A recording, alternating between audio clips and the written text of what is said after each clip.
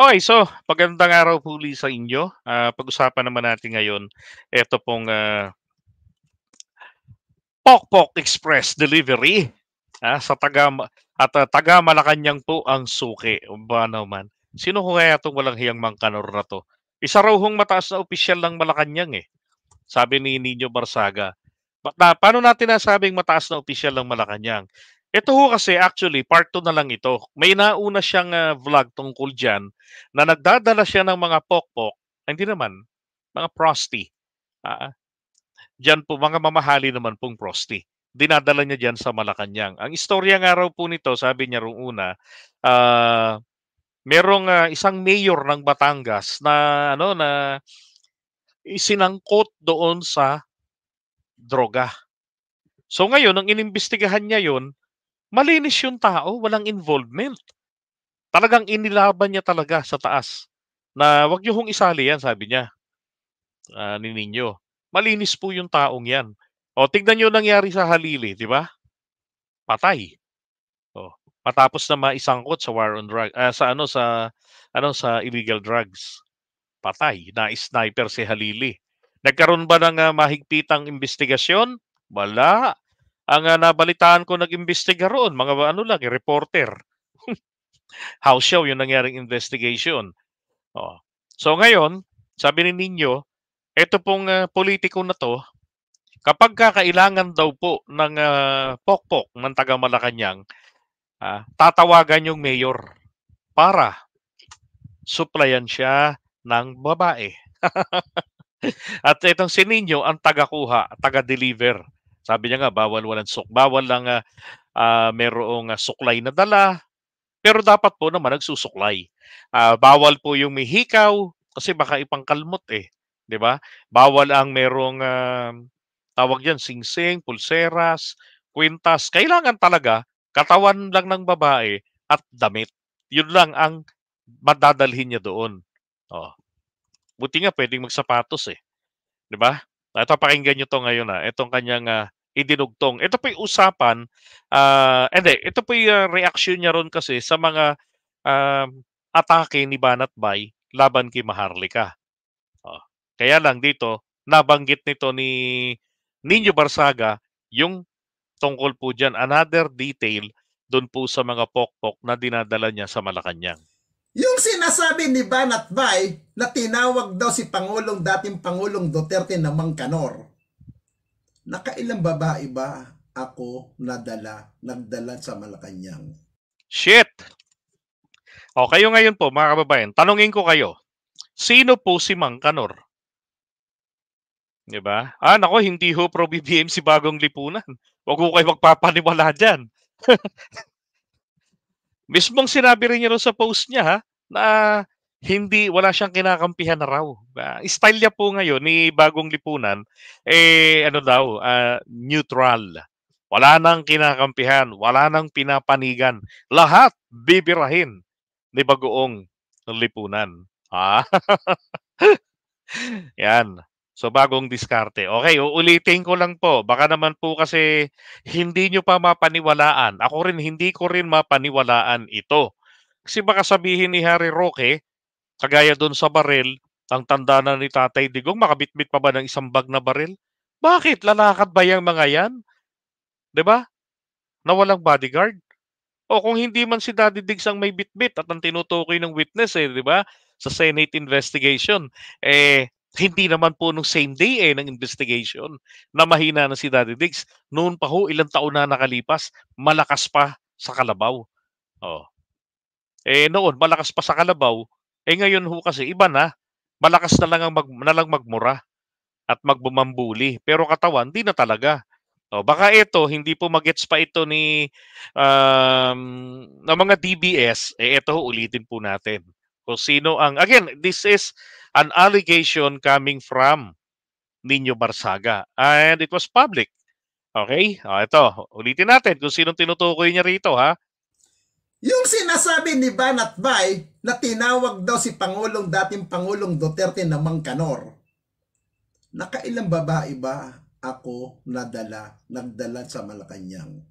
Naku, nakailang babae na siya nang nadala, 'di ba? Wala ho talagang tinutukoy siya rito kung hindi po talaga ang Mangkanor pala, eh, si Feng si Feng Canor.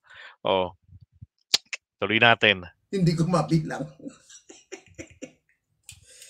Pero hindi ko na itutuloy yun kung saan para yung mga babaeng nadala ko dati dyan sa palasyo ng Malacanang nung panahon ni dating Pangulong Duterte.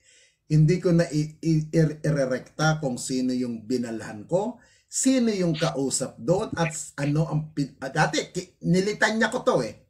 Bawal ang hikaw pag naghatid sa Malacanang, bawal ang hikaw na may hikaw ang babae.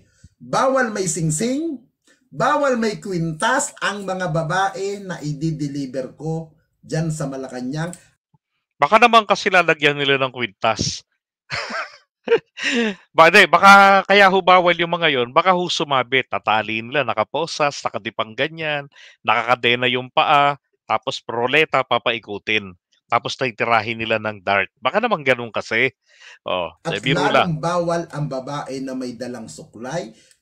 Ako, bawal ang babae na may dalang suklay. Pero hindi niya po sinabi na bawal po ang magsuklay. Okay? Bawal ang may dalang suklay. Bawal ang babaeng may dalang bag. Maliit, malaki. Bawal.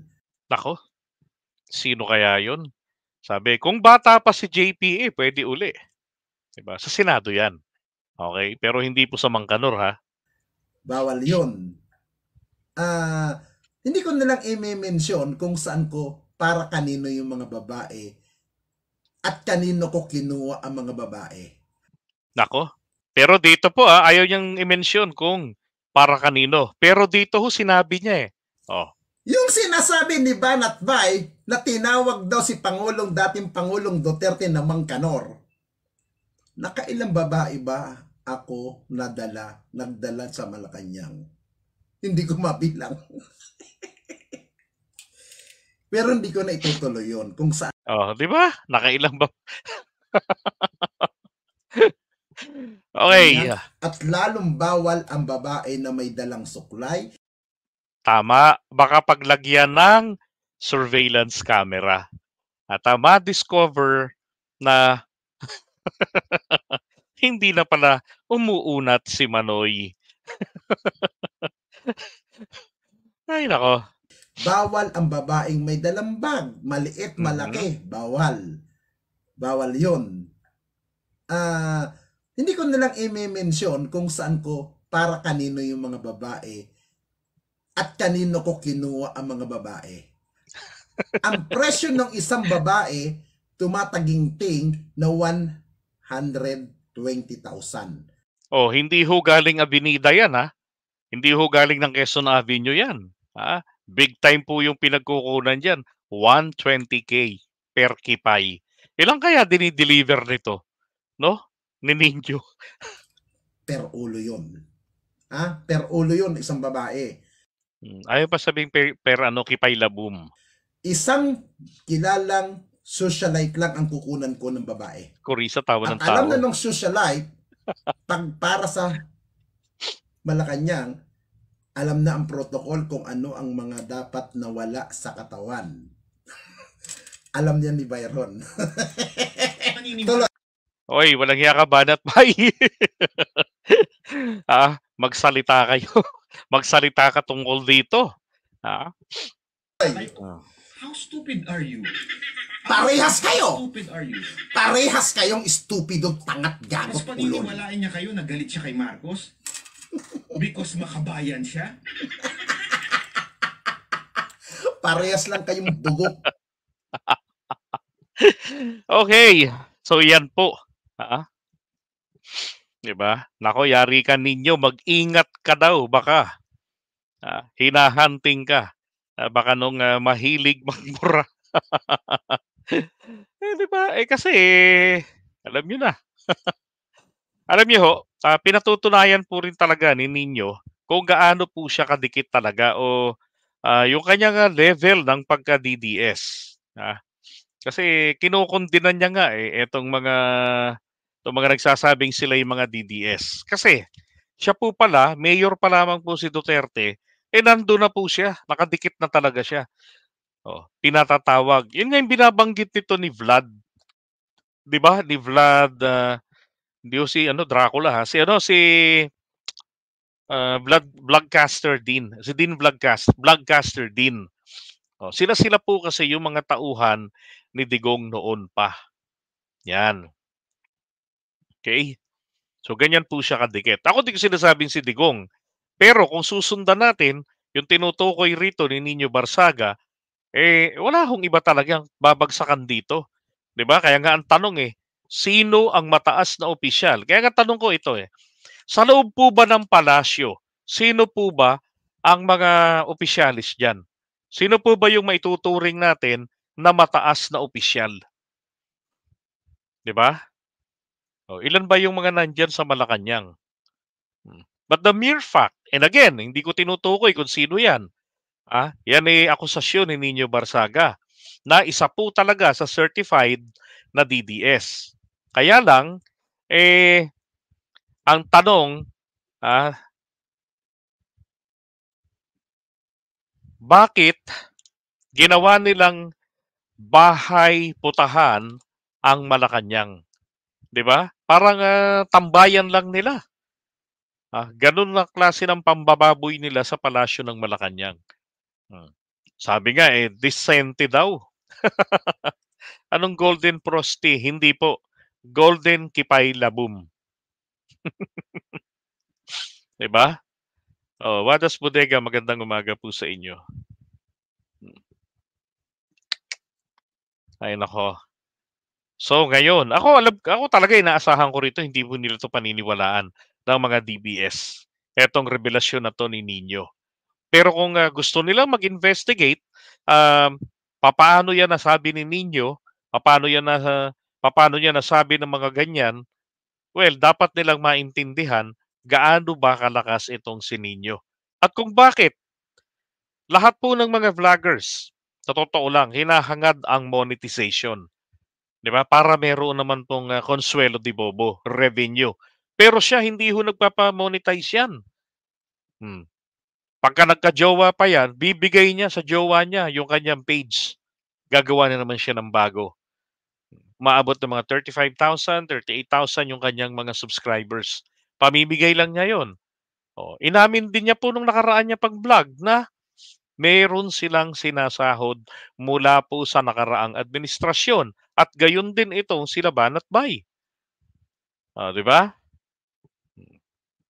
Para ho sa akin kung titignan lang natin ang credibility, mas credible itong si Nino.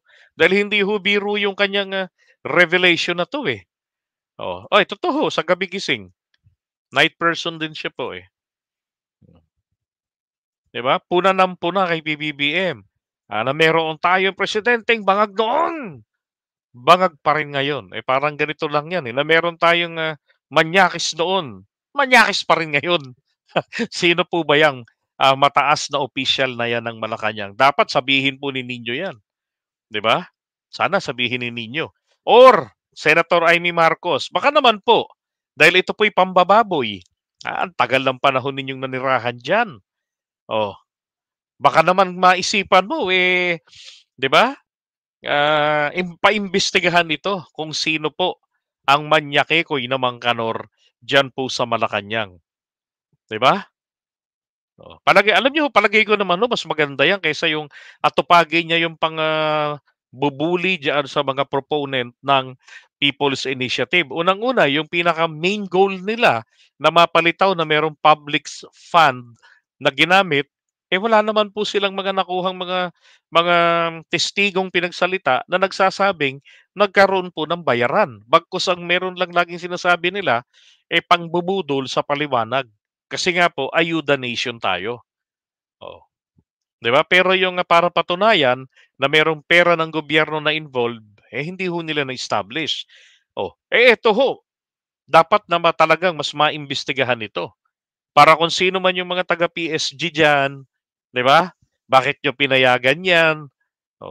Malay nyo yung babae lumunok ng bomba. Pagpasok ng Malacanang, doon ho ito magpapaputok. Doon ho ito sasambulat, 'di ba? Bakit nyo pinayagan yung ganyang klase katarantaduhan? Sino po diyan sa Malacanang ang Mangkanor? Ito, ulitin natin tong video na to. Para malinaw. Sabi ni Banat Bay na tinawag daw si dating Pangulong Duterte na Mangkanor. Nakailang babae ba ako nagdala sa Malacanang? Hindi ko mabilang. Pero hindi ko na itutuloy yun kung saan para yung mga babaeng nadala ko dati dyan sa palasyo ng Malacanang noong panahon ni dating Pangulong Duterte. Hindi ko na irerekta kung sino yung binalhan ko, sino yung kausap doon at ano ang dati nilitan niya ko to eh. Bawal ang hikaw pag naghatid sa Malacanang, bawal ang hikaw na may hikaw ang babae. Bawal may singsing, bawal may kwintas ang mga babae na i-deliver ko dyan sa Malacanang at lalong bawal ang babae na may dalang suklay, bawal ang babaeng may dalang bag, maliit, malaki, bawal. Bawal yun. Hindi ko nilang i-mention kung saan ko para kanino yung mga babae at kanino ko kinuha ang mga babae. Ang presyo ng isang babae tumataginting na 120,000. Grabe. Per ulo yun. Per ulo yun, isang babae.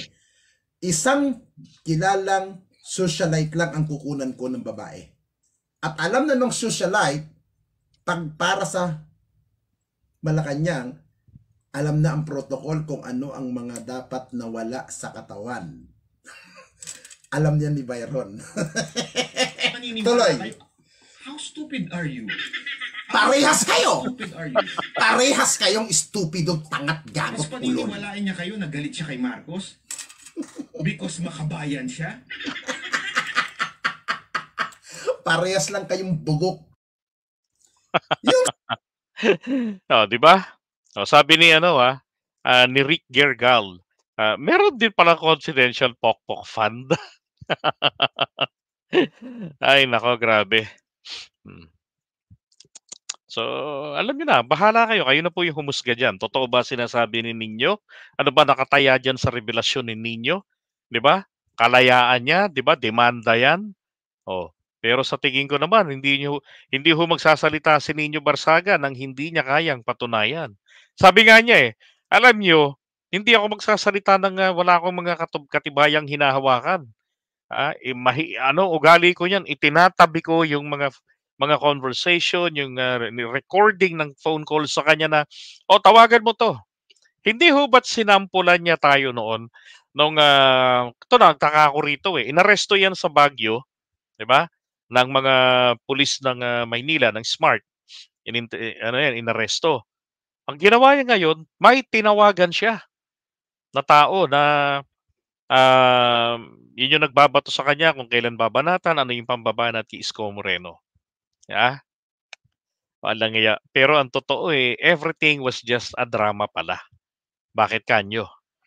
Sabi nga niya, mula po sa isang mataas na opisyal ng Malacanang, pinalipat po sila kay Isko Moreno. Ay nako, grabe. Talaga naman. Okay. Iwan muna natin ito. Abangan natin yan kina Harry Roque kung paano po nila ito, kung paano ito ipagdidepensahan.